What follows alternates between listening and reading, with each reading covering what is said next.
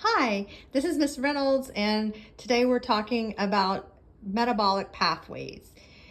All living organisms require energy and a source of energy, and there are different types of metabolic reactions that happen in the body. Metabolism is the sum of all of the metabolic reactions, whereas anabolism is the building of complex macromolecules from simpler ones, and catabolism is the breaking down of large complex molecules into smaller ones. When you eat something and you digest it, there's different metabolic pathways that occur depending upon whether or not oxygen is available. And these also occur in other living microbes and other living organisms as well. We always start out with glycolysis, which will feed into a few different pathways depending on whether or not oxygen is available. I'm going to show you this real quick, and then I'll come back to this picture. So we'll come back to talk about each one of these pathways, but after glycolysis, if oxygen is available, then it will feed into the Krebs or citric acid cycle and will go into electron transport system and oxidative phosphorylation, which produces the most ATP energy, 36 to 38 ATP energy yield.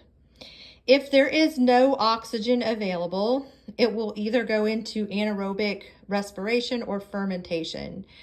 It will go into anaerobic respiration after feeding through the Krebs cycle and the electron transport system, but instead of oxygen, it will use some other type of molecule as the final electron acceptor. That could be something containing sulfur or nitrogen or carbon, and it also yields anywhere from 32 to 36 ATP. The last type is fermentation, when no oxygen is available or when the oxygen is all used up. And this is where we get lactic acid, which causes pain in your calves when you work out, or it produces things like alcohols, lactic acid for yogurt and dairy products, and carbon dioxide, which is the bubbling in things. So I'm going to come back to each one of those pathways, but everything starts first with glycolysis. Glycolysis starts with one molecule of glucose represented by the molecular formula C6H12O6. And you can see here that it contains 6 molecules of carbon. So that's what we're breaking down first, is this carbon here. There are 3 different reactions that occur that are kicked off by the enzyme fructose 1,6-diphosphate. That enzyme kicks off the reaction, and it's endergonic. That means it requires energy. Exergonic reactions put out energy, often in the form of heat, but endergonic takes some in. And it's going to take those 6 carbons and split them into 2 separate molecules containing 3 molecules of carbon each. And that happens after just one reaction. In a 5 reaction step, those are going to further be modified into 2 pyruvate molecules. Those 2 pyruvate molecules each have 3 carbons molecules. This is an exergonic reaction because it yields 2 ATP energies and 2 NADH, nicotine adenine diphosphate hydrogenase, which is a carrier molecule, and one is going to go into the electron transport chain and the other one will be fed into the Krebs cycle. So theoretically here we're starting with the Krebs cycle, and we will assume that oxygen is currently available for the next cycle that we're talking about after this one. So because there are 2 pyruvate molecules, the Krebs cycle will have to go around 2 times, one for each one of those, to process each one of those glucose molecules. And so it's entering as pyruvate, it will be further modified into acetyl coenzyme A, which is a 2-carbon molecule. It will go through 8 reactions, each of which is catalyzed by different enzymes, and it will be processed into citrate, and it will release carbon dioxide. Some ATP energy is produced. There's some other intermediates in the cycle. More carbon dioxide is released, and then the molecule is further modified into oxaloacetate, which is a 4-carbon molecule. And then it's going to go around again because, again, you have those 2 pyruvate molecules.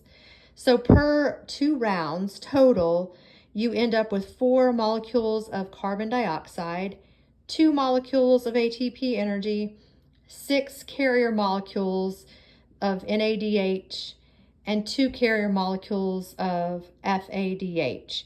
Those are important because they're going to carry intermediates into the next cycles. So after glycolysis, we got to go back.